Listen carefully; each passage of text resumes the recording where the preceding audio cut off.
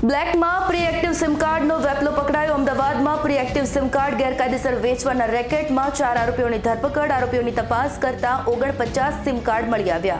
જે આરોપી નંબર 1 જે તલહા છે એને બીજા આરોપીઓ જે સિમ કાર્ડ આપતા હતા એ સિમ કાર્ડમાં પોતે 300 રૂપિયામાં મેળવતા હતા અને આ બીજા આરોપીઓને 800 રૂપિયામાં વેચતા હતા। એ જ રીતે ટેલિગ્રામ જે ચેનલ છે ટેલિગ્રામ એપ્લિકેશન એના ઉપરથી પણ એવા ઓનલાઈન સિમ કાર્ડ વેચાવાની પ્રવૃત્તિ જે છે જેમાં તમારે ઊંચા કિંમત આપવાથી તમને તમારા ઈચ્છિત જગ્યાએ તમને સિમ કાર્ડ મળી જતું હોય છે। અને આ થોડી ગંભીર બાબત એટલા માટે છે કે જે સિમ કાર્ડ વાપરનાર વ્યક્તિ છે એના આધાર પુરાવા વગેરે સિમ કાર્ડ વાપરતો હોય તો એની પ્રવૃત્તિ એનો હેતુ અને ઘણી બધી બાબતો અત્યારે જે રીતે તપાસ હાથ ચાલી રહેલી છે એ રીતે આવનારા સમયમાં આમાં ઘણી બધી સારી માહિતી મળશે।